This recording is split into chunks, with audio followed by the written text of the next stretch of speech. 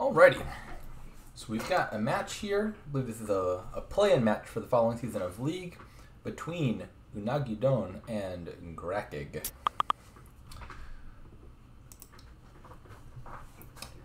Well, let's look at this first kingdom. So we have got no sources of plus action that I can see. Draw is Seer. And, oh, actually, I should check the Way of the Mouth. What's the Way of the Mouth card? Goatherd. So draw is Seer. Conceivably, Goatherd might be able to draw you cards, but not reliably.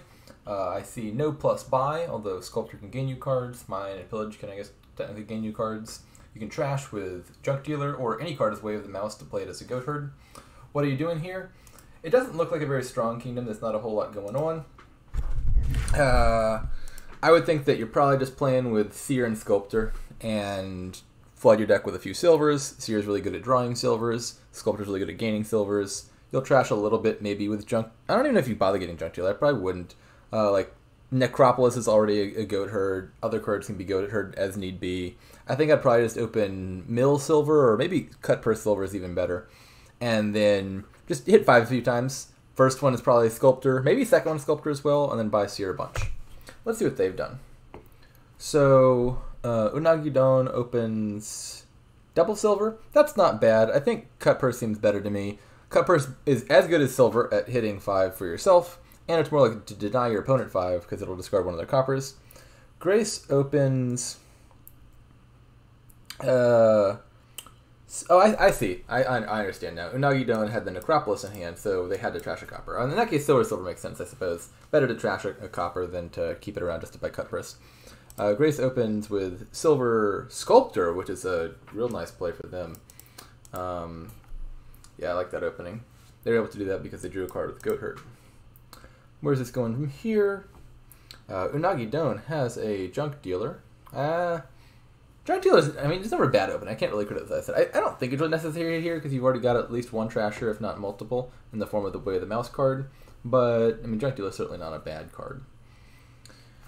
And I think this is going to stay a relatively simple and quick kingdom. I don't think there's a whole lot of fanciness to be had here. So we'll see who hits half points faster. My money is on graceg right now, just based on the openings.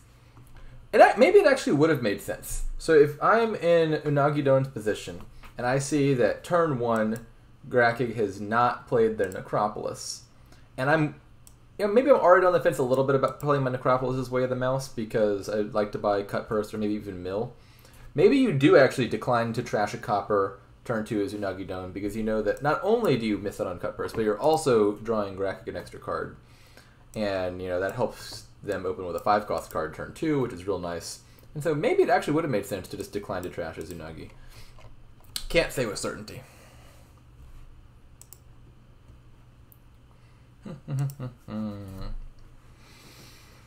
Let's see.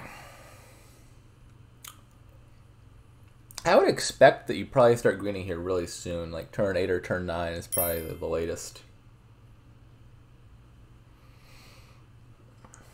I would conceivably want to get greening. Sculptor gaining estates in the end game is probably something to keep an eye out for. It's mostly just going to be a single buy kingdom. You're going to be buying a province per turn, but if you're in that situation where you're at 3 provinces each, there's always that threat of if you buy province, penultimately they can buy province and take an estate off of their Sculptor to eke out an edge.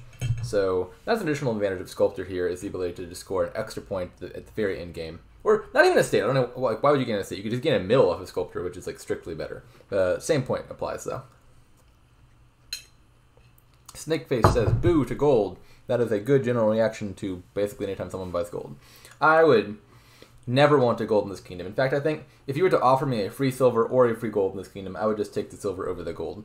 The silver plays much nicer with the Seers than the gold does. You're going to get all the payload you want off of the Sculptors.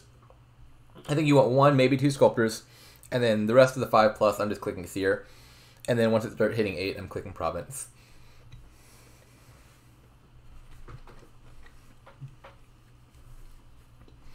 forget what match they're... I think this is a E-League play-in match. Let me see. Yeah.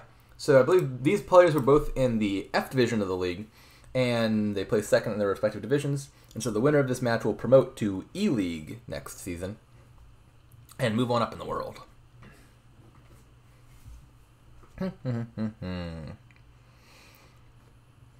All right. Grace is hitting well over 8. Do they have... If you're hitting over 8, the next important number will be 13. Because if you hit 13, you can buy Forum and Province, which is nice. Looks like they don't quite make it.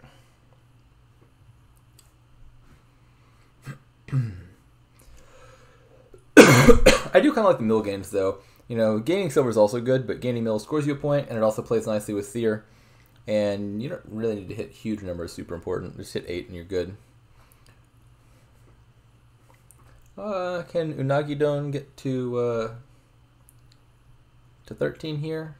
My guess is maybe they could have. 8, 10, 12. I think unagi.don could have gotten to 13 there if they really wanted a forum, which would have been a marginally better play. But it's not too significant. Buying a province is, 90% is good. Maybe I'm being presumptuous about their name. Maybe it's not the dish unagi.don. Maybe they are someone named Donald, like Donald the Eel. Or maybe they are the Don of the Unagi Mafia. There's really no way to be sure, I guess. Score-wise, graceg looks to be in the lead, but only narrowly, which is actually about what we would expect from the opening. They're playing the same deck, but I think graceg's opening was a little bit better. Partly due to shuffle luck, I think.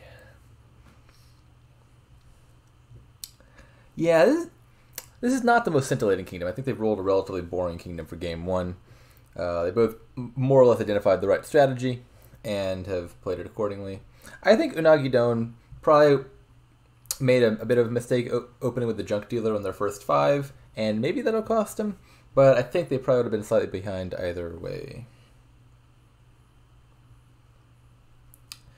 That turn, as Unagi, I would have just trashed the junk dealer. There's no other cards left you want to trash. The junk dealer is basically a junk card in your deck, and it's getting in the way of Seer. You could just play your mill as a goat herd and get that junk dealer out of your deck permanently.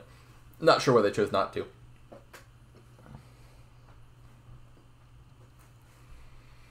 And here we see the flaws of buying gold. There is a gold that is not being drawn by Seer. That would have been drawn by Seer were it to have been a silver. Gold is such an overrated card.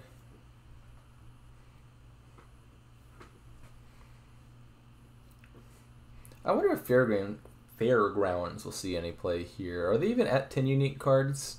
You need to at least have 10 uniques for it to even be better than just buying Duchy. I'm not sure if they have that number. My guess is Unagi doesn't. Maybe graceg does?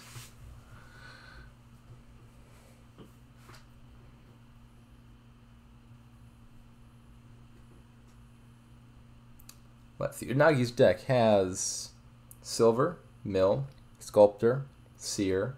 It's 4. Province is 5. Junk Dealer is 6. Fairgrounds to be 7.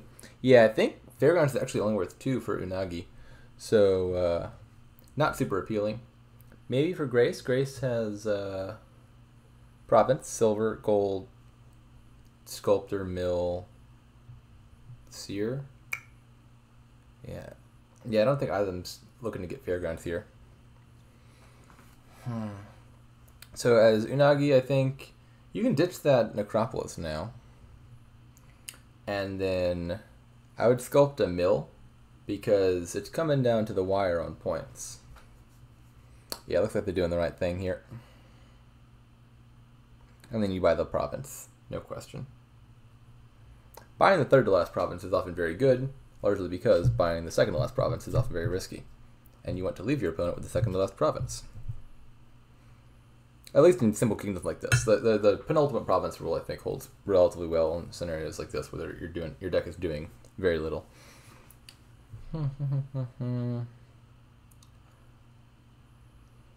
So does graceg take that province? I would not. That seems like a risky province to click on. Oh, so if Unagi draws here, they win. They can just gain a mill off of their sculptor and then buy a province. But that is not guaranteed with their starting hand. Okay, it looks like they probably have it. They still have to draw to that. I mean, maybe it's not that guaranteed. I mean, they've got the province by, but they need to find their sculptor. They can gain an estate off the sculptor, they win. I would play on here. I don't know. I guess it's risky because if you draw your, yeah, you can't really. Cause you're exactly 8. So if you play on and play your junk dealer, you either trash province and then you're real sad because you don't have enough points, or you trash silver and then you're only at 7. So then even if you draw your sculptor, you can't win because you'll have estate plus 7. This is unfortunate. I think graceg had a pretty big misplay there, just taking the province. I would have just continued on with the silvers. Unagi has just de facto forfeited the game. I don't know why they did that. I guess they realized it was that likely enough that Grace was going to hit 8. But they were player 1, so if you take a tie as player 1, you lose the game. And that is game 1 to graceg.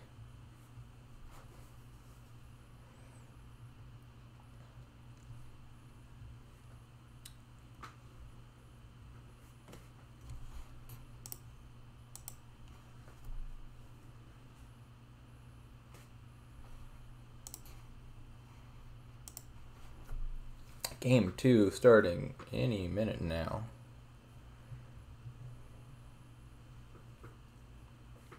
Unagi.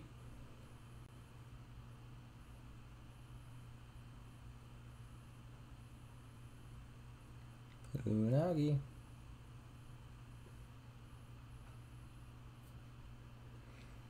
I actually think, I would not have wanted, I think, to take a forum plus a province there. I mean, not that forum is bad, but that 1 extra point from mill is, I think, very likely to be significant. Because that game was coming down to sort of exact numbers of points. Like, if they had 1 less point there, then there would have been no conceivable draw where they could have won. Given the hand given the situation they were in, if they found their sculptor, they could have bought province, sculpted estate, and won. Whereas if they were down 1 mill, then they could not have possibly won. All right, let's look at this kingdom. What have we here? I'm immediately seeing livery plus academy, so this looks like a wild kingdom.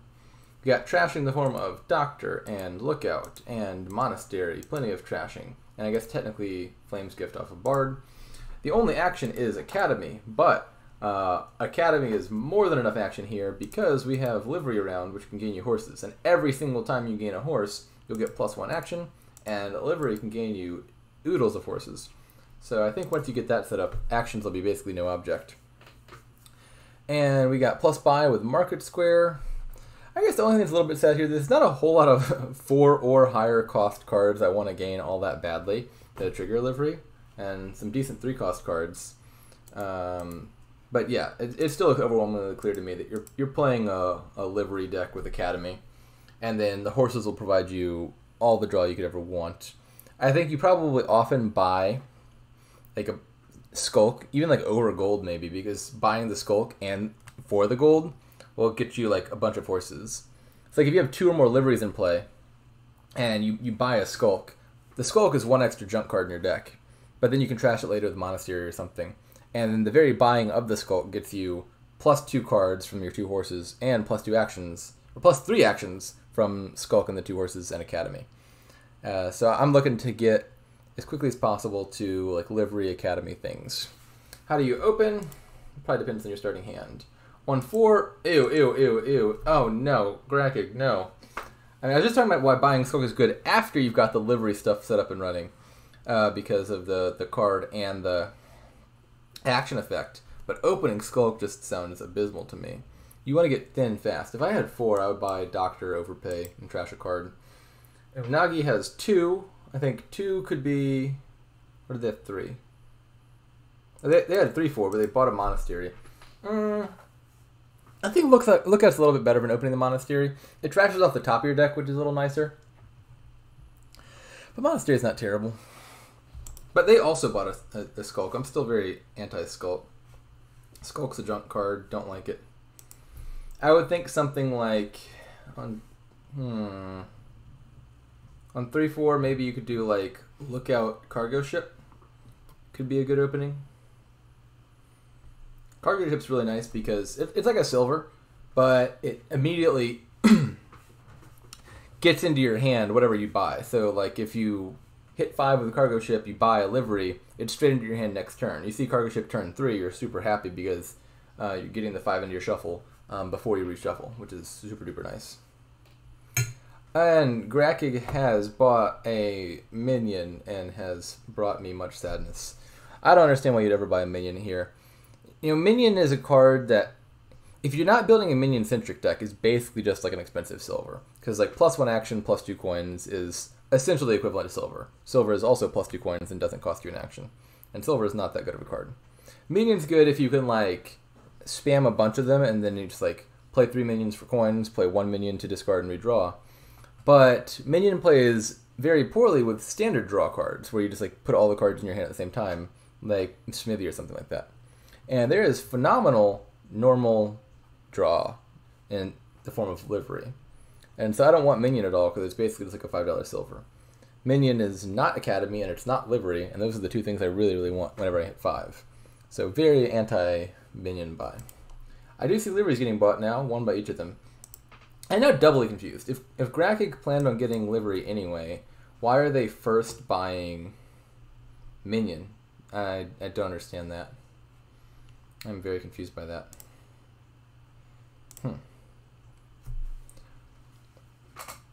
Well, yeah, I'm not a fan of the way they're playing this one very much. I think unagi.don strategy looks like it's getting closer to accurate. They've got academy already. Their first 5 was livery. graceg keeps buying these minions that are not worth buying. I would probably just take another livery as unagi here, and then you can trash 2 cards. Seems clear enough to me. Not sure what else they're considering. You've already got plus buy. They have both a market square and a skulk, so it's not like you need a plus buy. Just get another livery. They got another skulk. I don't like that. I mean, you'll eventually want to buy skulks, but like you want to be doing that livery thing like every turn that you can. And so I think you want a bunch of liveries in your deck. And so early on, livery seems clearly superior to skulk, to me at least.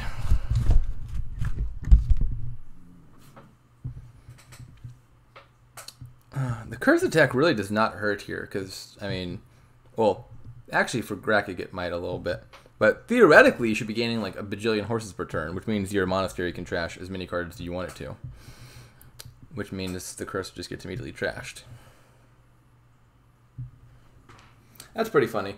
Unagi.don is getting the opportunity to react to their market square off of the fact that their opponent skulk trashed one of their cards.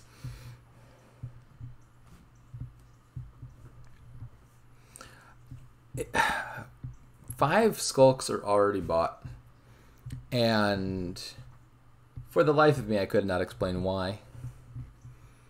That's probably at least 4 more skulks than they should have right now.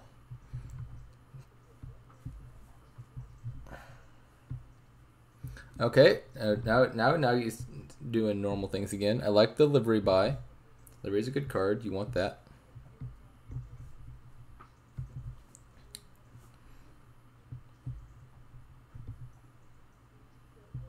And these decks should already be thin. If you went straight for the livery is going to get you thin really fast as well, because your monastery is going to trash like 1,000,001 cards.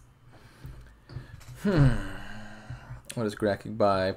Honestly, I'd probably just buy another livery and then nothing else.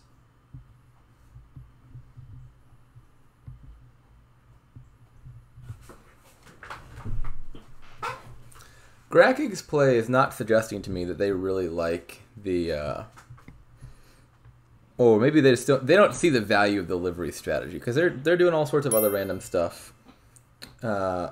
Minion and everything else in this kingdom play poorly together, pretty much. Minions should be at 10.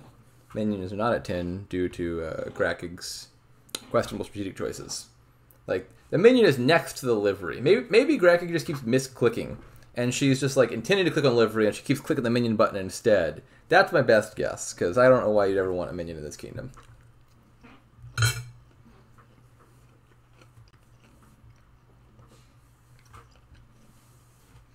I sure hope it doesn't become a heavy minion board. It really shouldn't, but graceg is kind of acting like it is.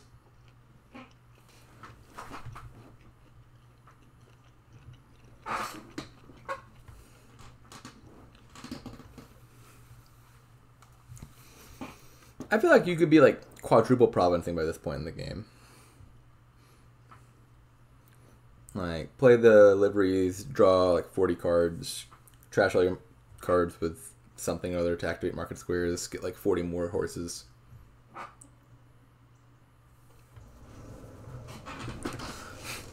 Livery is, to be fair, quite unassuming. Like, I'm pretty sure my first impression of it when Menagerie first released was like, oh, that looks like a decently good, like, mid-tier card. And then you play with it a few times, and you're just like, where did all these horses keep coming from? They're like spilling out of every nook and cranny. My deck is just full of draw. I have more draw than I could ever know what to do with. You're like, wow, that's actually a really good card. Likewise with Academy around, right? Like, you just want to gain a lot of actions. Horses are actions. Livery plus Academy just sounds absolutely wild. Yeah, I mean, this board should be showing off how good it is, and neither of them's really playing the full livery deck. Like, I would have expected since, like, turn 10 or 11 or so, they would be drawing their full deck with a deck full of, like, 20 golds. And that's not happening.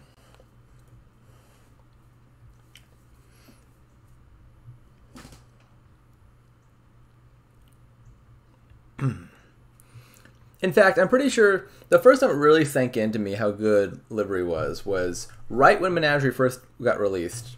It was 2 seasons of League ago. I was in B League, and I had a match versus Wharf Rat. And we played with the extra Menagerie one. And I think it was like the livery promo day. And so we played a bunch of livery matches, and he kept buying, and I kept being like, nah, there's other stuff I want to do. And I kept losing. And I lost that match 5-1. And I learned a valuable lesson about how strong livery was.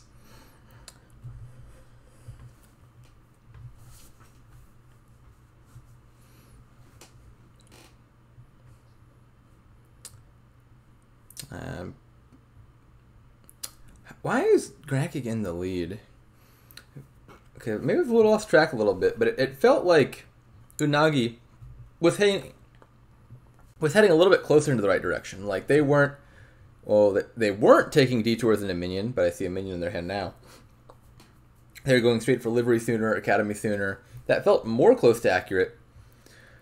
And yet somehow graceg now has a points lead that is not insubstantial. Maybe it's these like absolute absurd number of skulks that's in the deck. I don't know why Unagi has so many skulks. Like, when I was suggesting buying skulks at the beginning, it was not because I want the skulks to be in my deck.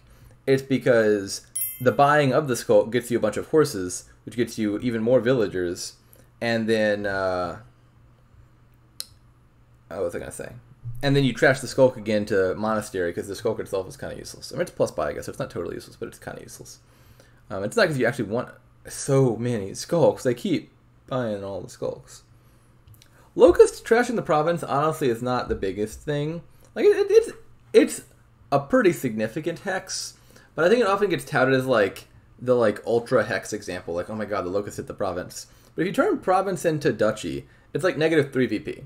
So it's like 1.5 times as strong as miserable. That being said, it also takes a province off the top of your deck and puts a duchy into the discard. So it's like miserable if it cost negative 1 more VP, but helped clear off the top of your deck. Chrome Meridian basically has the idea. I mean, there's a step 1.5 in there is buy Academy, and then yeah, I think that's basically the idea: is play livery, buy Academy, buy the skulks, trash the skulks again, and then you win. I think these fellows got skulks before doing the livery Academy stuff, and then are not trashing their skulks again, and not really drawing their deck as a result of it. I don't think a single one of them has drawn their deck a single turn this game, and I find that egregious.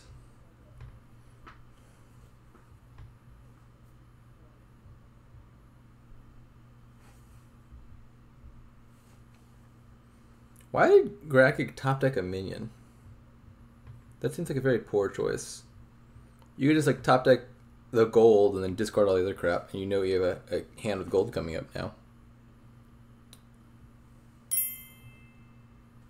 Oh, that's fair. I guess graceg just wants to buy a single province. That's a good point. I forgot about the caravan guards. And their deck is not really built to double.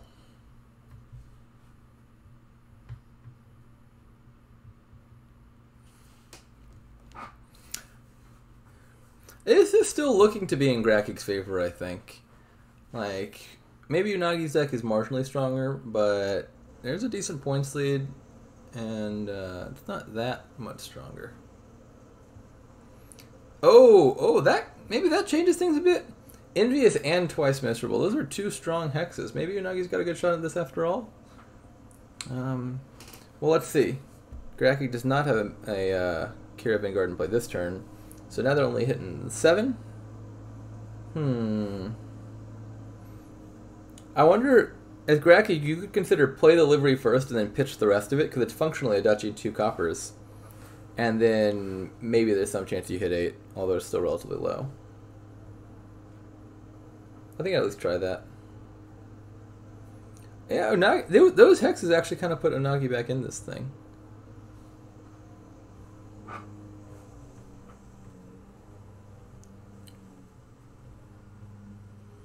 This seems like a pretty straightforward province duchy to me. Not sure what the hesitation's about. I mean, like, you gotta score points. And you can't be like, oh, what if my opponent double provinces? I mean, A, their deck isn't really able to do that. B, you just give them envious. And C, if they double province, you are going to lose the game anyway. Yeah, I think as graceg, I play livery and then discard the minion. Because that, not only does it give you a potential shot at hitting 8, but it also means, oh look, they hit 8 after all, nice. It also means you've attacked your opponent, because you've discarded one of their cards. Yeah, this is about as good as graceg could have hoped for, I think. Although Unagi still has a pretty decent shot at this. They have to hit province and duchy, which is not guaranteed, but also not out of the realm of possibility for their deck. As Unagi, I think it's pretty clear that you play the Skulk, then discard the minion. Not a bad hex, but also not the strongest. Unagi does not look like they're getting there. They don't get there. So I guess you just buy duchy and pray. Ooh, that's a gross hand for Grace. That's a real gross hand for Grace. Yeah, this is actually getting neck and neck here. So Unagi takes. Yeah, this is significant. Grace does not. Grace does hit 5. Grace hits 5 exactly. That's good enough, I think. I was thinking Grace had 4 for some reason, and 4 would be real sad because you couldn't even buy enough points to outscore Province. But now Grace looks to be in a better spot. Maybe these curses, or not these curses, these hexes could amount to something. If they get a nice hex, they could be sitting well here. I'm not sure what hexes are coming up that can be good. Probably nothing for a while. graceg's already got Twice Miserable. I would take the tie here, no question. 100%. Especially because, like, Unagi's already in the lead from the previous game. I would jump. What? Oh no, they're getting greedy. They're getting greedy. They're signing their own death sentence here. No, Unagi, no. Bad. Pride comes before the fall.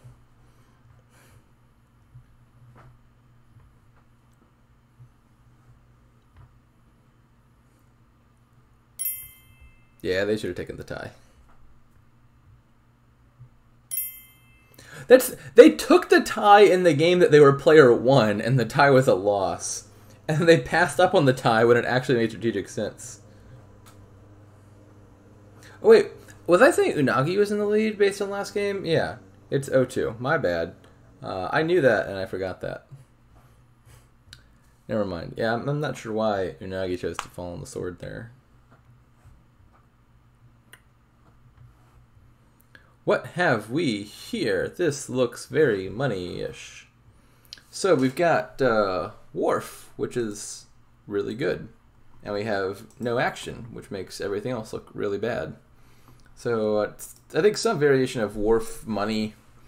I'm not sure exactly how you get there. I think on 5-2, normally with 5-2 and Doctor, I would just like snap up Doctor Overpay in a heartbeat. But there's nothing really building to here. So I think I probably just open Wharf on 5-2. Maybe Wharf Engineer.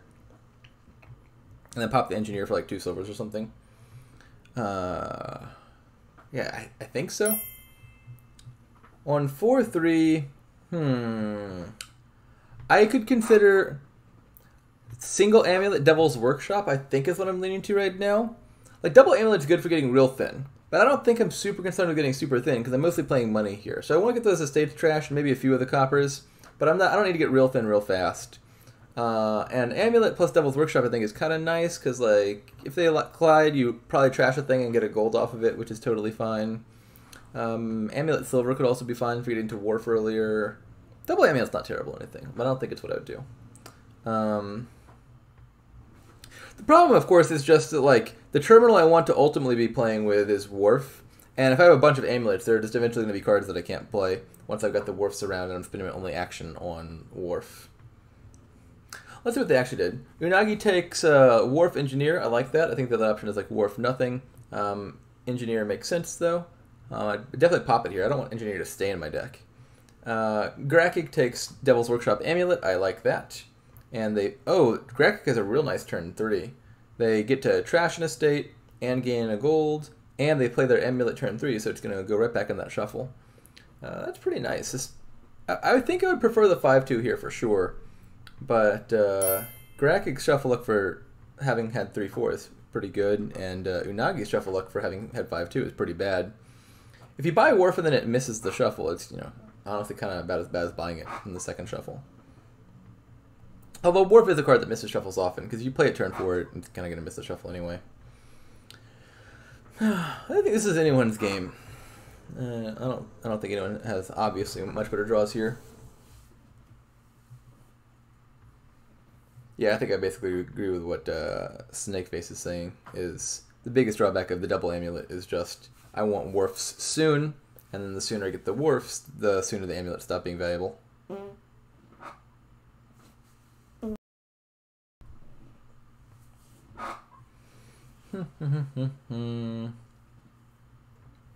Amulet Potion, that's interesting. I'm not as... I mean, it's not a bad kingdom for Apothecary or anything. I can see that, I guess. I don't think I would have taken that line, but I can see the rationale. It does get Orchard and all. Plays okay with Wharf.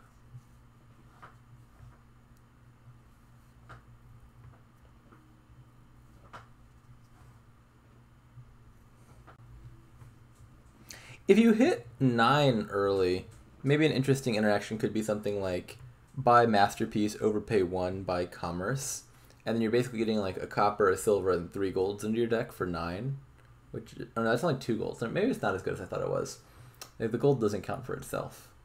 I'm trying to imagine scenarios where Commerce sees play, and like, probably sometimes, because like you want to buy golds in a Wharf big money game, I think. But maybe you just buy Idle on 5 instead and get those curses in. Yeah, I want to believe in Commerce, the nice new Menagerie event, but I think I'd take Idle over Commerce on 5 in most scenarios here. I like the idea of cursing. Cursing, it's not bad here, because like, you can trash out the amulet, but then you're passing up on a Wharf play.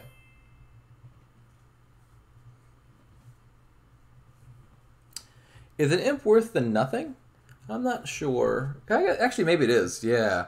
Because you're going to have a Wharf in play decently often, and if you want Wharf to be your terminal, the imp can't play your new Wharf if there's already a Wharf in play. Yeah, I can see a good case for imps perhaps being worse than nothing, and you just stop playing your Devil's Workshop soon. Well, turn 7 is not the turn I expected to see Potion. If you want Apothecary at all, I would think opening with it is the best time. Yeah, like, if you play the Apothecary deck, Amulet Potion seems like a clear open to me. Because, I mean, the time that Apothecary is going to be most valuable is the start when your deck is 70% coppers, not turn 7 when it's less than 70% coppers.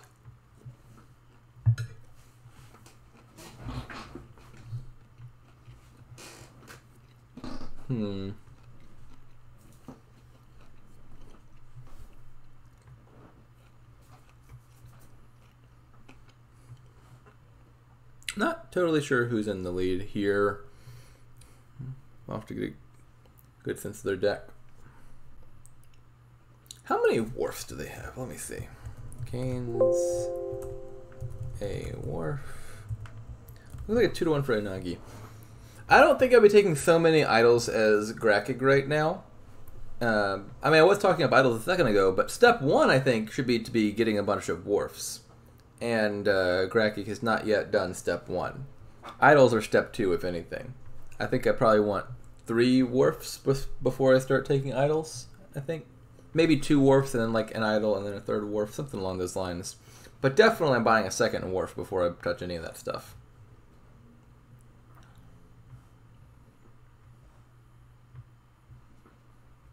Wharf is indeed a very good card.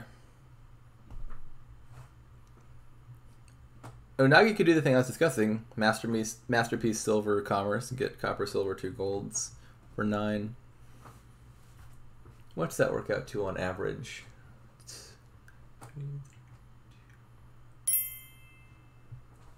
That's better than like silvers on average.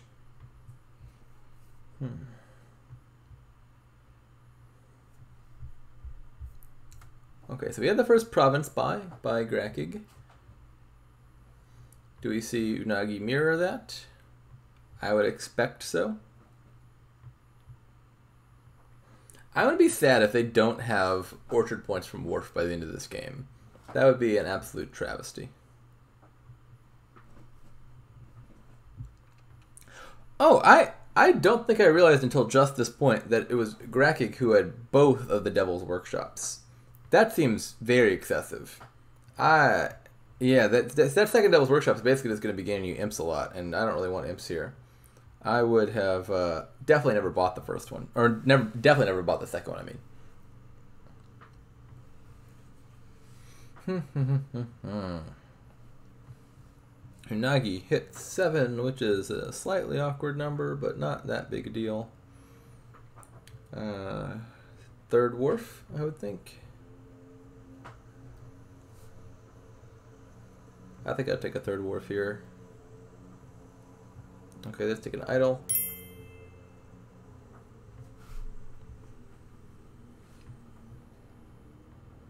Yeah, for getting to open Wharf, which you would think would make your draws very good, they've been a little unfortunate. I think Wharf money can get relatively shuffle luck-y. I mean, big money itself is often, I think, more luck-based than average, but Wharf in particular, you know, finding it top of shuffle versus bottom shuffle is real significant because it's more likely to stay in play and miss the shuffle. Lining them up is real significant because like Wharf is such a good card. Getting to play it twice instead of once is real significant. That sort of thing. And so you can go pretty wrong pretty fast.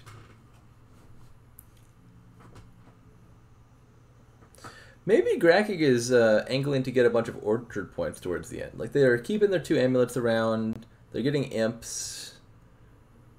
Again, I would think that Wharf would be, if I had to pick one card to get 3 copies of, it would be the Wharf card.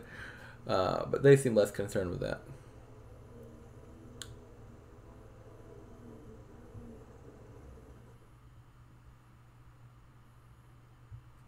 Yep, they've taken their 3rd amulet now, so they got 4 points off of that. They're sitting in a pretty good position here, to be honest. Nice point lead with only 3 provinces remaining. As Unagi, surely you want your 3rd Wharf now, right? It's 4 points. It's more than a duchy. Nope, they don't. I wonder if Unagi takes an amulet. Oh, no, they're taking an estate. 2 amulets is worth 4 points, which would be better than an estate. I think I would have taken the amulet there. And there's also some chance that you play it, I guess. It's most likely a junk card, but I mean, estate is also a junk card.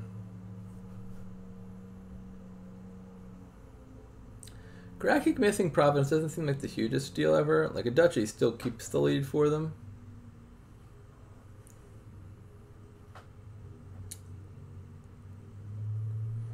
It would be nice if you could get orchard points off of Will-O-Wisps. Don't think we'll see that here, though. As Unagi, you take that province, I think. It's probably losing, but I mean, you're probably losing with even a higher degree of certainty if you don't take the province. I guess your other option could be Amulet Wharf. That scores you 4 points off of the third wharf. And then it sets you up to score 4 more points off of the Amulet. That's probably what I would take if I was trying to play around the province pile.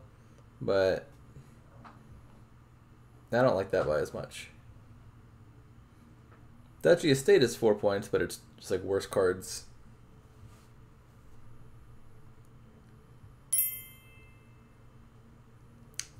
Yeah, I mean, Wharf is as much points as the Duchy and the Estate combined. And, I mean, it's Wharf. So you want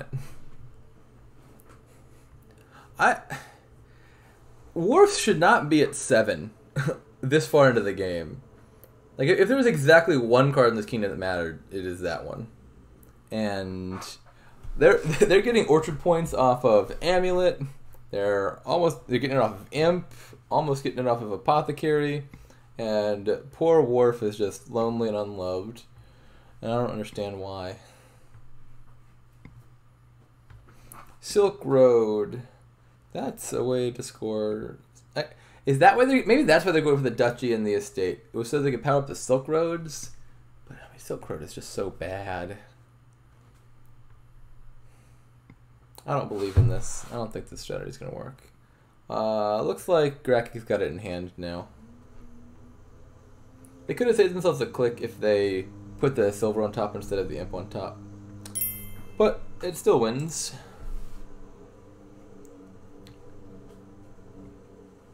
Oh my. This is now 3-0. Looks like unagi.don is about to be unagi.done.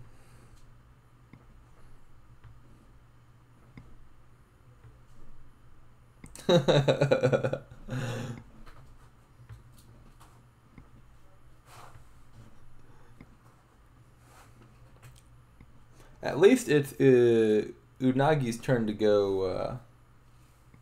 Or no, it's not. It's Graceg's turn to go first, isn't it? I was going to say, at least it's Unagi's turn to go first, but that would be an incorrect statement. Unagi's got to win as player 2 here to even stay alive. Oh my! Treasure Trove Bandit Fort. What a lovely combination. So, with Bandit Fort around, I think your payload is probably some combination of like either Festival or Fool's Gold. I'm thinking Fool's Gold. It plays really nice with Will-O-Wisps off of Exorcist. I'd probably open Cargo Exorcist here. And, yeah, Captain is actually entirely useless. Oh no, it's not entirely. You can play Trader with it. Captain is like a double Trader. And in fact, you don't get the choice. So Captain is like a mandatory Trader at the start of your turn. It's like Cathedral that not only forces you to trash a card, but also scores you negative points because it'll put silvers in your deck. Oh my, that is it. That is the most abysmal Captain I've ever seen in a kingdom, I think. That is horrific. Yeah, so we're not talking about Captain here. I think you play with Exorcist, Cargo Ship, maybe some Festival for plus buy, and you pick up Fool's Golds and start provincing. I might even play with 2 Exorcists here. Like, you want to get trashed, and I'd be happy to take a lot of Will-O-Wisps. Not totally sure. I think 2-5 is fine. Cargo Exorcist sounds better, but like I'm happy to pick up a Fool's Gold. I want those eventually anyway. Could you even open an Estate for those juicy battlefield points? I think as Graceg, I would actually just buy a second Exorcist here. I would love to get a bunch of Will-O-Wisps in my deck very fast.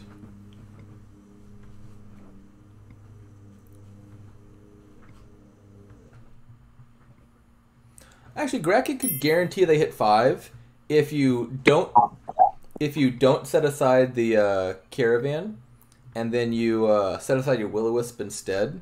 Then you knew for sure you would draw all 7 cards and you'd have 5 coppers. As it turns out, they have the 5 coppers on top anyway. But that was not at all guaranteed. Let me see. I think someone there was unmuted for a second. Looks like they're muted now.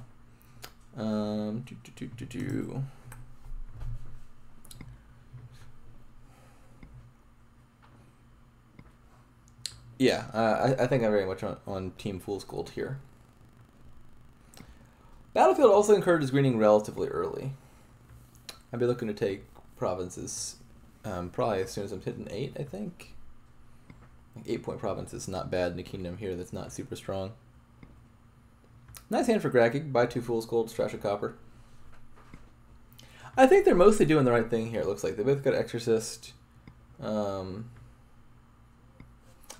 I see. They had 2. I forgot about the cargo ship thing. That's less of an amazing turn. You get to trash 2 coppers, I guess. That's still alright.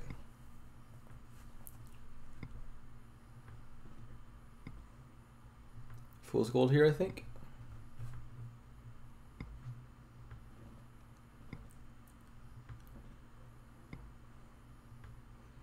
I like the general composition of their decks. I think they're mostly doing the right things here. So do you take Province here as unagi? Normally I would think you build a little bit more, but Battlefield makes me think maybe you take Province. Honestly, I just ban Battlefield so I never have to deal with these situations.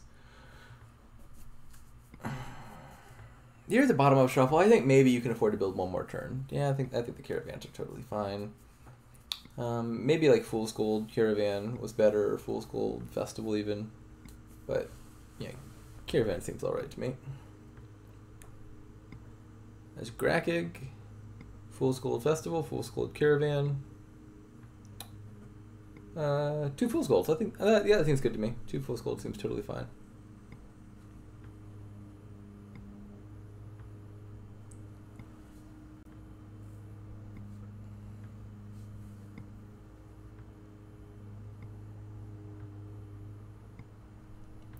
Let's see how much money they have here. 4, 5, 9, plenty.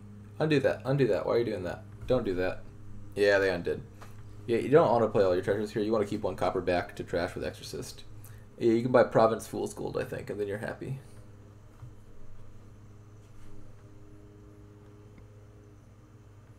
graceg does not have very many Fool's Golds, but they are very clean.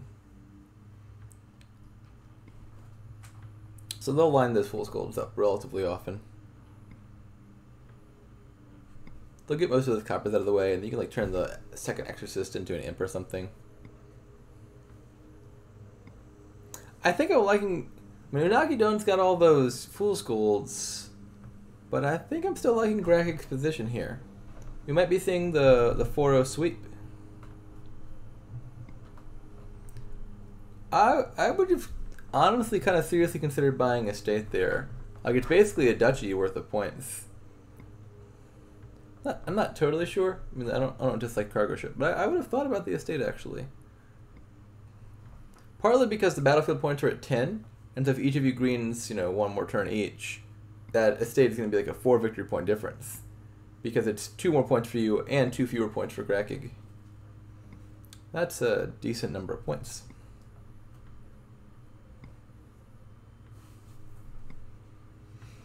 This still is not guaranteed though. I think graceg's in the lead, but I don't think it's decisive. Here is graceg, I think. Double estate maybe? No, I think I would have just taken duchy there. You take duchy because there's 6 battlefield points left. I know if I take duchy and I score 2 points, and they score 2 points, and I score 2 points, we end up splitting them pretty evenly. Whereas if I took 2 estates for the battlefield points and they took 2 points, I would have gotten the same number of battlefield points in the end either way. Yeah, I still think this game's up for grabs. This looks like duchy estate to me. Yep, it is in fact duchy estate.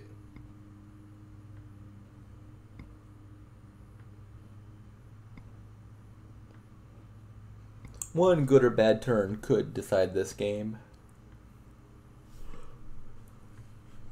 Looks like a province for unagi. Not sure why they're playing those treasures one at a time. Seems pretty obvious you want to play them all.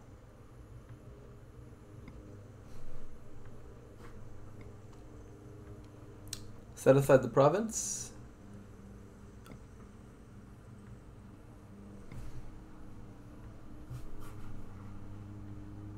It looks like it won't make a difference whether the province is set aside, but like if you're unsure about your deck composition, you think you might trigger a shuffle there, I would definitely be willing to leave my cargo ship out of the shuffle at the expense of keeping a province out of the shuffle as well. That seems easily worth it.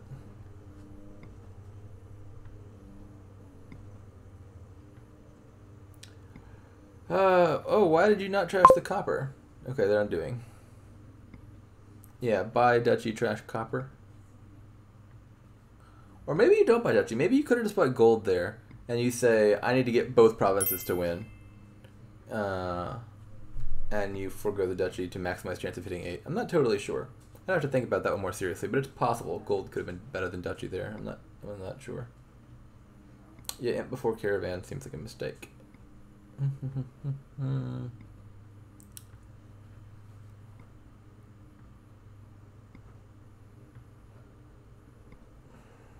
Here, I think I'm setting aside a gold. As unagi, you're not going to win by taking duchies here, I don't think. You're behind enough points with 2 provinces left. You got to get both provinces. I would buy gold. Oh wait, no, shoot, no. There's. I'm forgetting. Bandit Fort. Yeah, I mean Festival. Festival's definitely better. Yeah. The same goes for the last time I was saying buy gold. I was totally forgetting Bandit Fort. Yeah, Festival. For the same reason that you would buy gold, except Festival's not negative 2 points.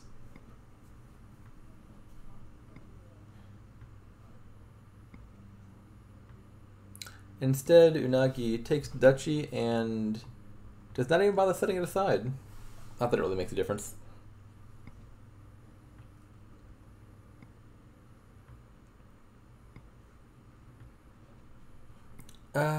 So it looks like setting aside Festival wouldn't have been enough for Unagi anyway, so I guess it wouldn't have made a difference in the end.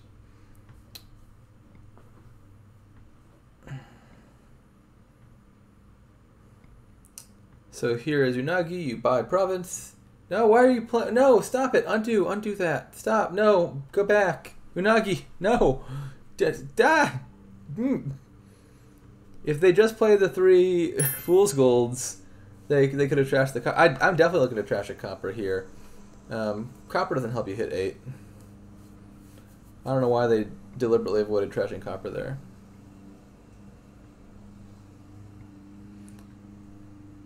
I mean, your hand has to have 8 in it, and the copper brings the amount of money in your hand towards 5. Like if you had a hand size of 5 cards with copper in it, you're hitting 5, not 8. I think what you need to do is line up some Fool's Golds, and copper is reducing your likelihood of that.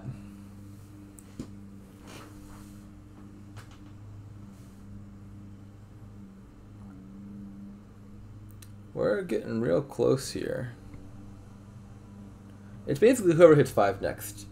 A good hand for Unagi to do it. Grace has a chance here, though. Nope, Grace does not hit 5. I'm kind of rooting for Unagi. I want to see a 5th game. The 4-0 sweep would just be a little disappointing.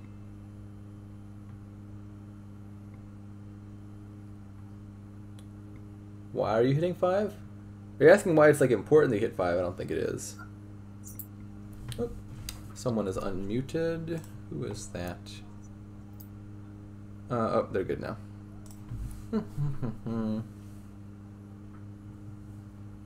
Did I hit? Oh, maybe I just misspoke earlier. IDK.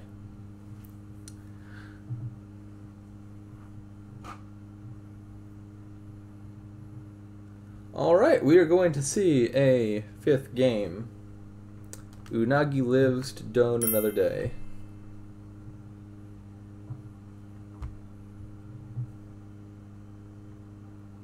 So, 3-1 in graceg's favor, and Unagi gets to go first.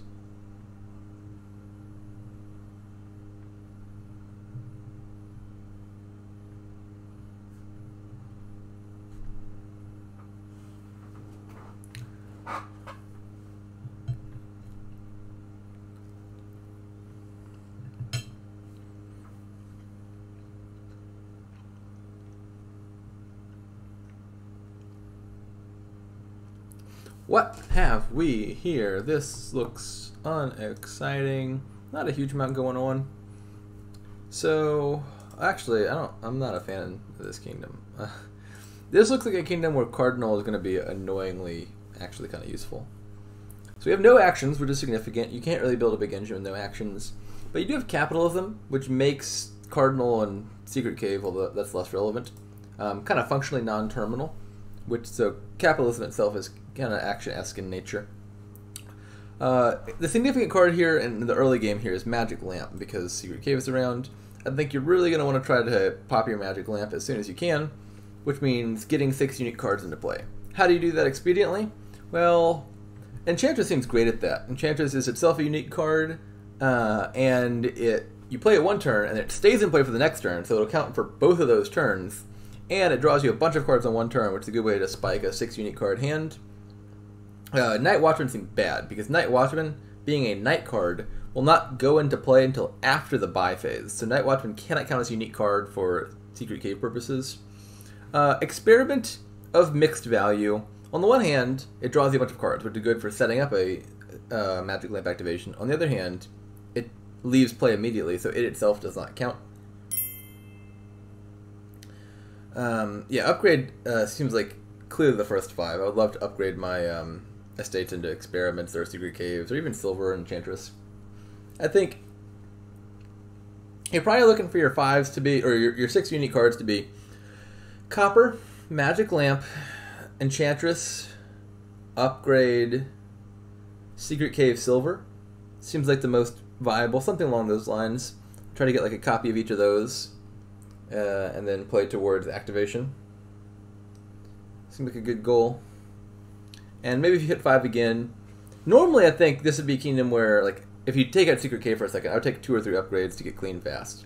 But I think maybe you could argue for, like, a relic or even a capital over a second upgrade, just on the grounds of increasing magic lamp activation, because you can then wish for upgrades later in a second. Shoot, did I miss something significant about the shuffle? We seem to think that they had quite the dude shuffle. Like, dude, that's a bad shuffle.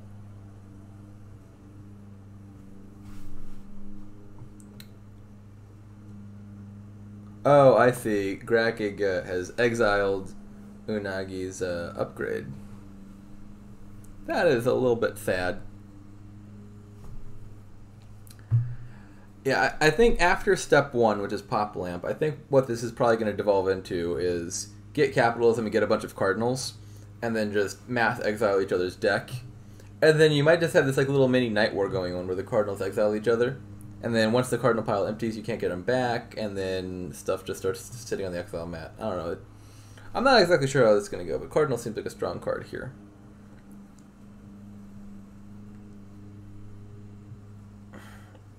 I'm not sure it's that significant early on. I guess you can take it, and it's fine. But it's going to be significant eventually. I really want cardinals after I've got the magic lamp popped. I guess you can justify 1 beforehand. Both players have been downgraded.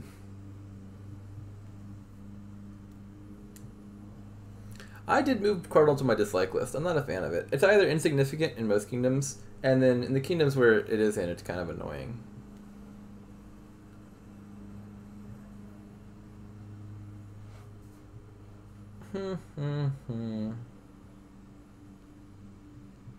So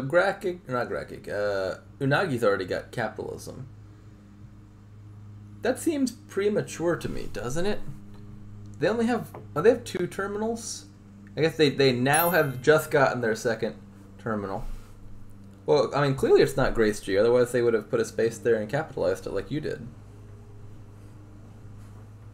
I don't know where you got that idea. 1-7, I think. Is there upgrade still exiled? Yeah, you buy that upgrade, get that back. The J stands for just. It's just nails.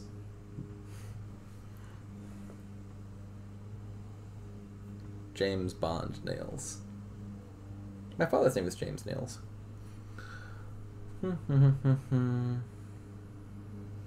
Yeah, it's actually recursive.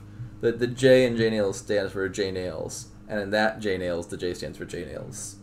So you just get this infinite sequence of J nails, nails, nails, nails, nails.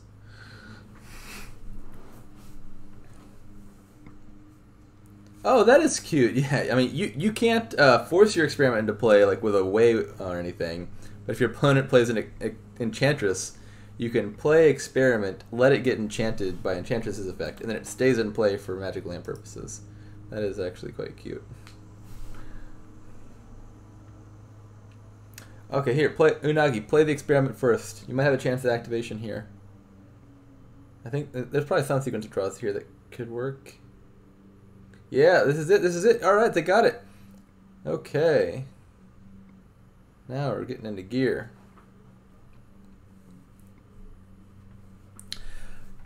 I wonder to what extent it... that's a fair point. I did overlook that major detail. Excuse my poor analysis. We're getting into Wish here. I wonder if you might like going for groundskeepers here. Like on the one hand, if you set aside, like ignore the cardinal thing. Not have to watch my writer. I was gonna say if you set it aside, and then someone's gonna be like, you can't set aside cardinal. There's no such card in this kingdom.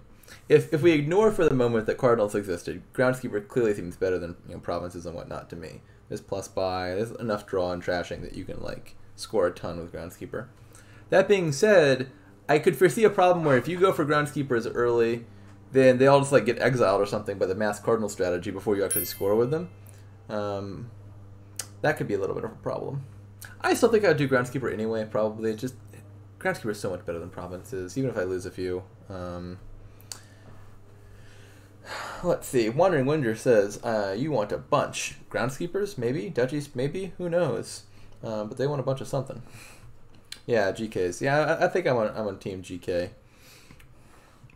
I still think probably step one here is to do the obnoxious cardinal thing, and then some of the groundkeepers probably get lost as innocent bystanders in the cardinal war.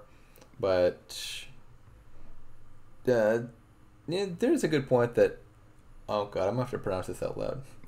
Aoid has made about how if you buy the duchies, it would actually be kind of nice that the cardinals exile your duchies for you.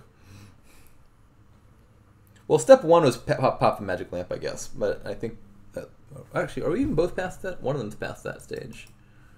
Yeah. I guess step one for graceg is to pop the lamp still. But I think the capitalism cardinal thing looks pretty strong. Groundskeeper is first? I don't know. What's the rationale for that? I feel like if you get a clean-ish deck that plays like 4 cardinals a turn or something, I feel like you might just end up locking your opponent out of the game. Like, this seems like annoying to deal with. If you're exiling an assortment of cards and their deck is weak, they're not going to be getting that many back. Perhaps I'm overestimating the cardinal thing slightly. Like, exiling is different than trashing. It's not as strong as knights are, but I don't know. It just seems like a pain in the ass to deal with. Maybe. I don't know. It's possible.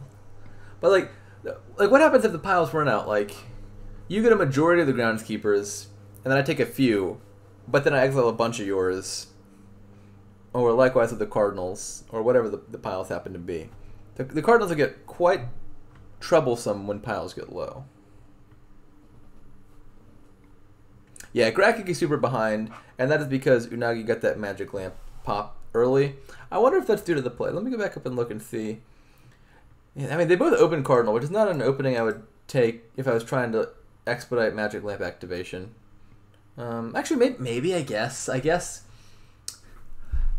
cardinal opening could make some sense, actually, because, I mean, if you exile any of their cards, even like Silver or Enchantress, that's kind of annoying, because that's one less unique card in their deck, and they have to get 2 copies of it, which means they're no longer a unique card in your deck.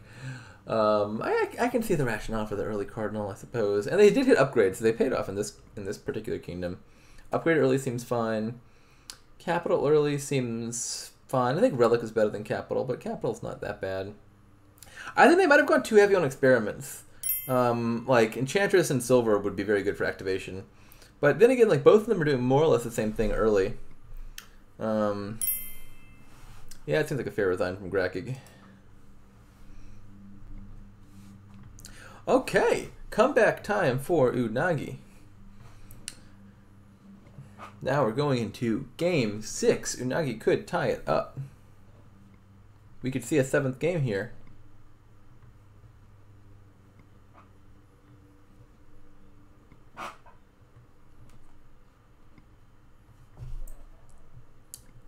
This is an interesting kingdom, I think. So we got a lot of stuff here. I'm not exactly sure what we're doing yet. So trashing is mercenary by way of urchin. Draw, you got council room, you got slay, you got alchemist, you got moat. I guess you technically have shantytown. Action, you got fishing village, throne room, crossroads. I guess crossroads also technically draw in a very technical sense. Plus by is council room. So council room looks great here, I think. Moat also looks pretty good here. Council room is good because you can draw a bunch with it, and it's the only plus by, and if you play your urchin at the end, it forces them to discard all the cards you drew for them with the council room effect. Moat's kind of good because it can block that last part of that from happening. There's so much going on here. This is a lot more interesting than most of the kingdoms we've seen in this match. The opening seems clear enough. This is, well, actually, I was going to say urchin cut purse, but double urchin might be better because of the ability to mold them. I think double urchin I would take. I really, really want to get to mercenary fast. And the problem with cut purse urchin is if you find the cut purse first, you can't mold the cut purse to run into the second urchin. Whereas if you found, with double urchin, you can always play mole if you only see one. Sure you can, what? I mean, you could, it would be technically true that you could play cut purse as bowl and draw the urchin and play it, but there just wouldn't be any reason to do it that way because it wouldn't activate the mercenary thing. You have to find them in the order of urchin, then cut purse, and then it'll still work. But you can't find them in the order of cut purse and urchin. So I think urchin is much more likely to collide here by a pretty decent margin. Enough that I'd want to open with a double urchin, I think. Normally, urchin plus another attack is better than urchin, because like 2 urchins early on is doing nothing for you, and the other attack is doing at least something for you. But I think I'm willing to forego the early game utility of cut purse to get a higher chance of finding mercenary, especially because there's a bunch of like 2s and 3s here I'm happy buying. I'm not like super keen on spiking 5 that early, so the cut purse is doing less than it often is. Let's see how they opened. We see double urchin from Unagi. I like that. Double urchin from graceg. I think that's the other plausible opening, but I think I like Unagi's opening better. Yeah, I agree with Wandering Winter's response to vowels. Populate seems plausibly very good here. Actually, definitely very good here. All these action cards are good. But I don't understand how you're going to hit 10 if your deck's full of junk and you're getting mercenary attacked. Wait, was this the second cut purse bought by the same player? I don't know about that. I do know about that. I know I don't like that. Why would you need 2 cut purses? I mean, the main value of cut purse here is like activating your urchin, which you really don't need the one to do. If you wanted to maximize urchin activation, you could get a second urchin instead. I don't like the cut purse. I would cut that purse from my deck.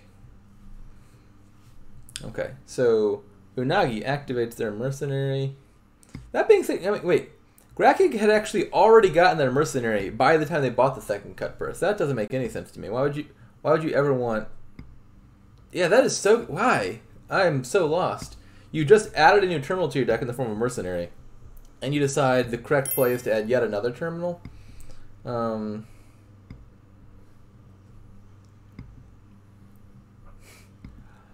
guess that could be a cute interaction, but it requires having like villages, which, I mean, they have Shantytown, but like that's barely a village. In fact, wait, why do they have Shantytown? Fishing Village seems much better than Shantytown. I'm not sure why they have a Shantytown in their deck.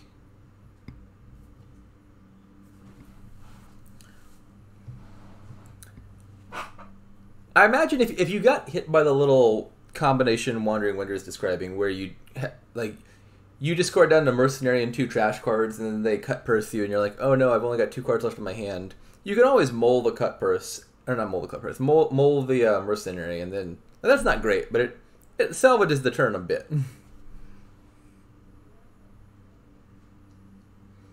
Yeah, a lot of the decisions I think graceg has made in this game seem a little questionable. The double cut purse, the Shantytown. Not a huge fan. So is Unagi...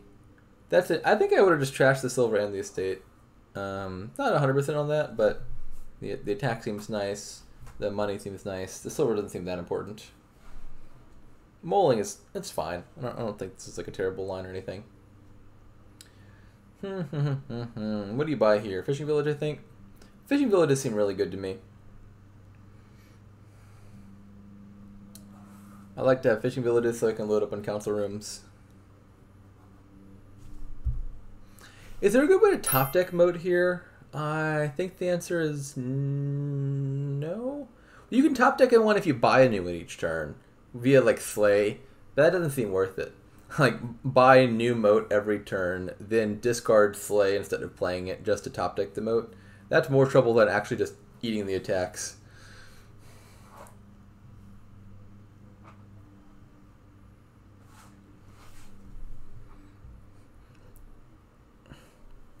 Yeah, I think Moat is... I'm in agreement that Moat's a good card here. That being said, Slay's also a good card, and so I'm a little torn. I think Moat is probably better than this. Maybe you take like a Slay.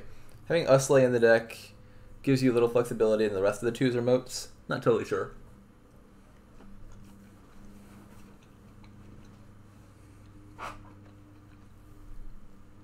Yeah, that's true.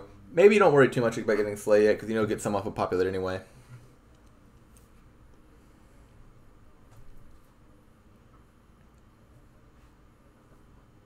Yeah, Unagi's had to mold that mercenary twice. Well, I guess they didn't have to. I mean, they could have trashed the silver when they stayed earlier. But, yeah, it's still quite sad. Especially because I think Unagi's early play was the type that was more conducive to early mercenary trashing. Let's see what the trashing situation is. U trashes. Unagi has trashed 2 total cards. Well, if we discount the urchins. G trashes... also 2. They've not trashed that much for early, how early they activated their mercenaries. You would think they'd be thinner by now, but they ain't. All right, population, do it. Click the button, gain all the cards. All right, they did it. Woo! Look at all that. 1, 2, 3, 4, 5, 6, 7, 8, 9, 10 gains.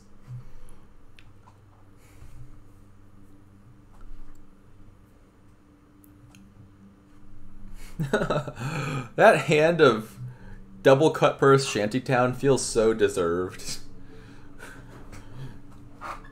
That is justice for graceg's early gameplay.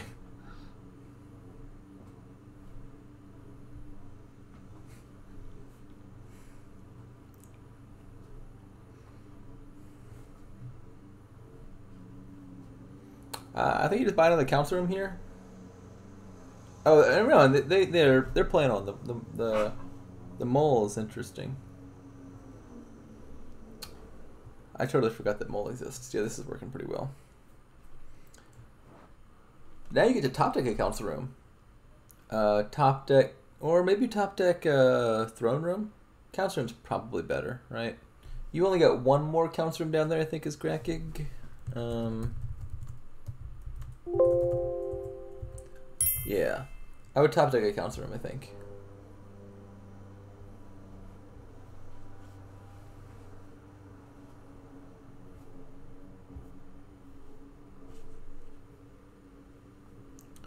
There's all the villages. Now I'm feeling pretty confident in my suggestion that graceg should have top decked a council room. Buying gold. Oh no, no, no. graceg, please no. This upsets me.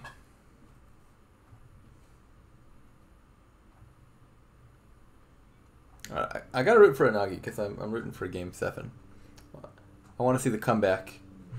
I want to see the potential for a comeback. I'm agnostic as to who I want to win the Game 7, but I would like to see the comeback from down 3.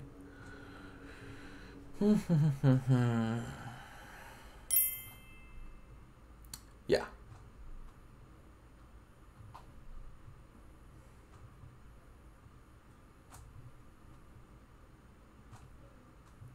Unfortunately, for that purpose, it does seem like graceg has a bit of a lead here. They've populated, and, well, Unagi hasn't. Yeah, graceg is not playing this in an optimal order, but they have the mercenary coming up anyway, which I guess sort of rectifies the flaw of having played their urchin prior to their council room. Obviously, the reason to do that, that Sammy is alluding to, is the council room draws your opponent cards, and the urchin makes them discard them again. So you want to play the urchin after the council room, not before. Poor Unagi is just never going to get these... Wait a second. Why did Unagi discard that way in the first place? They intentionally left their mercenary around with their fishing village. I would have left mercenary and 2 coppers. I guess they're just planning on mulling it anyway. Yeah. This seems kind of over. I think that's early for province for graceg. I would have populated again. There's no such thing as overpopulation. We're not Malthusians in this kingdom.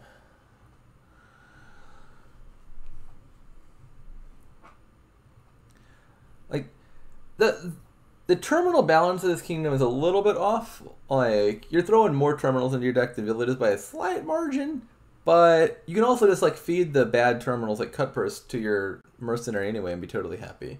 I would take all the populates.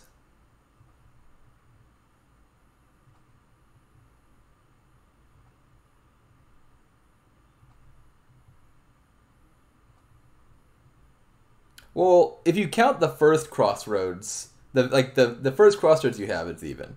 But after that, it's if you throne room fishing village, maybe 1, 2, 3. No, oh yeah, I guess you could throw in fishing village and still be totally fine. Yeah, I mean, certainly the answer is just click populate a bunch.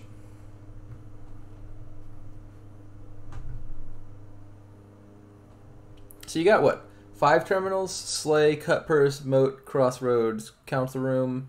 And you got 3 villages: Throne, Village, Shanty.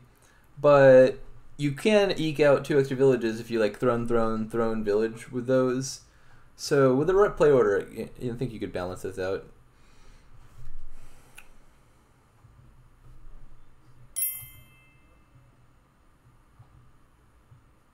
I mean, yeah, you don't really need to play Cutpurse all that much. I would be trashing the extra Cutpurses for sure, and the extra Crossroads as I don't know how to pluralize the word that's already plural. Crossroads is as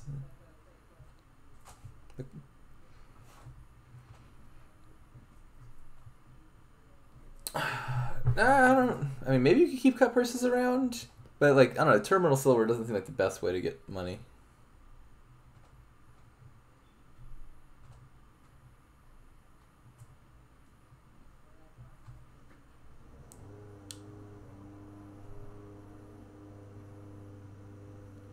The throned shanty town. I mean, you gotta do what you gotta do. Wait, did they have a moat in their hands? Maybe I missed that part. Oh, I see. Yeah, throning moat at an earlier juncture seems better than throning the shanty. That's for sure. Yeah, graceg is running away with this one. So it looks like... maybe it's too early to call, but it's looking like graceg is moving up to the E division.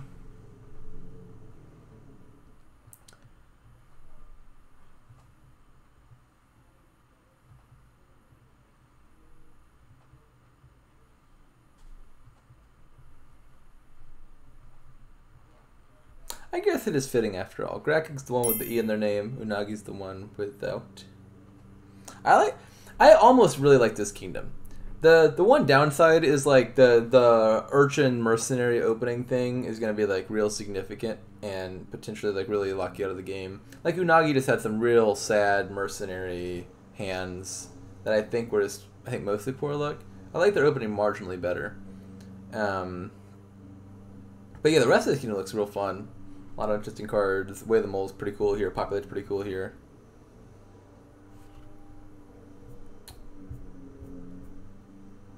Ah, yeah, that is actually a pretty big misplay. On turn 3, if you mold the urchin, you see 2 more total cards, which gives you a substantially increased likelihood of finding your urchin. That being said, with power of 2020 hindsight, it wouldn't have actually helped because their other Urshifu was at the very bottom of the deck. Well, I guess it could conceivably have helped because it just like gets more out of the way, so then you have a chance to line it up again turn 4. But it wouldn't have done the thing you really wanted it to do.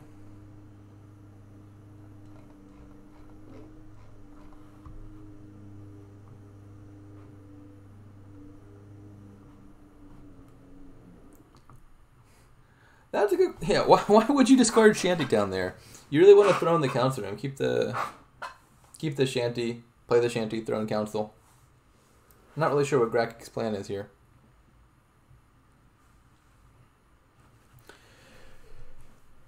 Maybe you, like, play Urchin, Throne Council Room, mull it the first time, and draw the second time. I'm not really sure what their plan is here, but all of them seem worse than keeping the Shanty and throwing in the Council Room.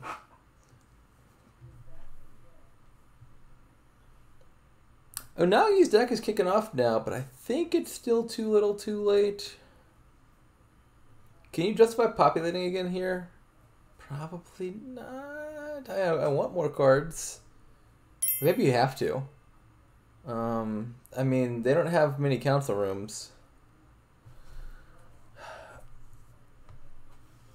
And I have to buy silver here, I guess. You want the money? Yeah, I think I'm still on board with Team... Oh yeah, actually Fishing Village. Yeah, that's fair. Fishing Village is silver-esque in nature, and it's the last of them. The village is nice. I think I like the Fishing Village buy.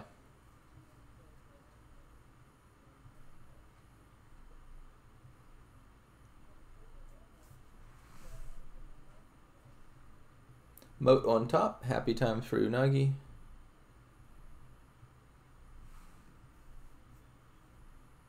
Yeah, Throne Room is fine. I think I more than prefer Fishing Village, but I really have no objection to the Throne Room buy.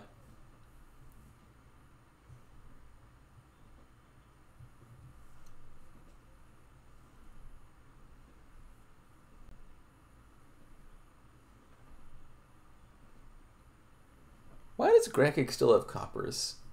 They've like drawn their deck a bajillion times, and they've got a mercenary in there. I feel like this should be gone by now.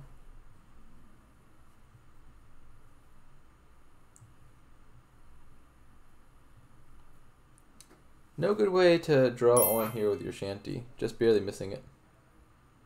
Have they not? I feel like they've been drawing their deck pretty consistently. Am I overstating what they've done?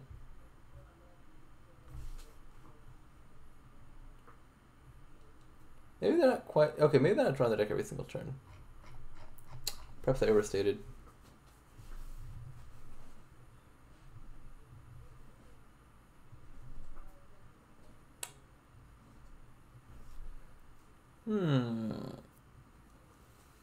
Nice hand for Unagi.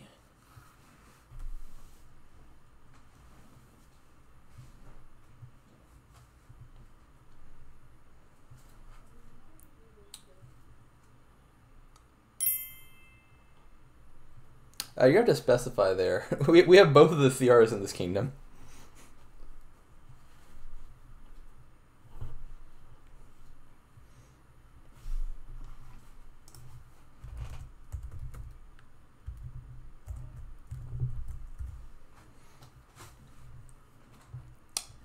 Yeah, I kind of assume CR by default because I think Crossroads often gets abbreviated XR.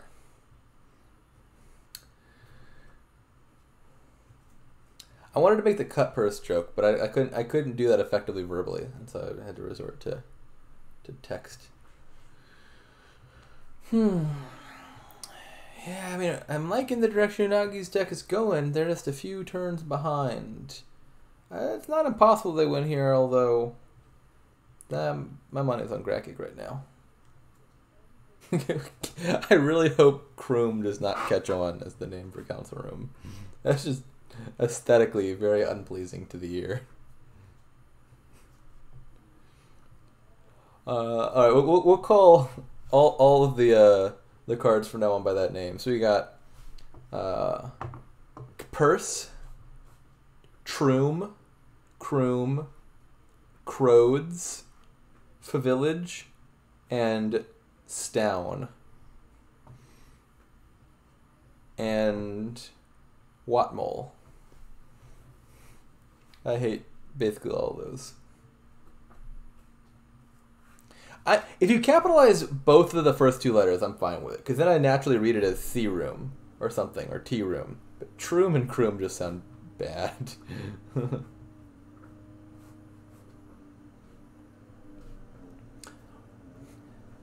Yeah, I mean, with that many council room draws, you're pretty likely to draw your opponent a moat. What do you trash here is Unagi? Probably a council room, or like a crossroads and a moat. I want the money off of my mercenary. Money? Also, like, do you need multiple crossroads? Not really. Money, money, money. Money.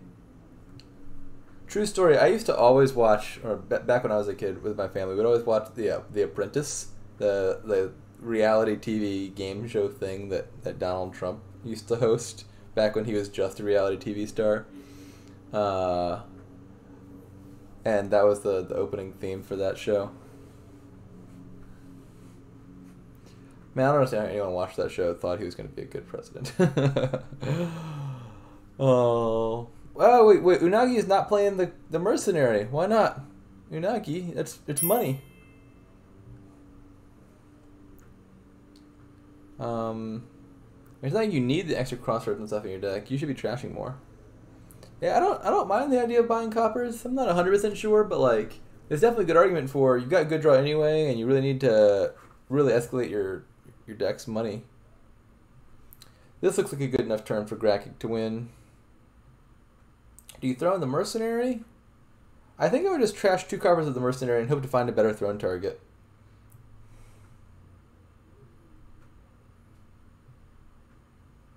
Yeah, I'm in agreement with what Wandering Winder is saying here.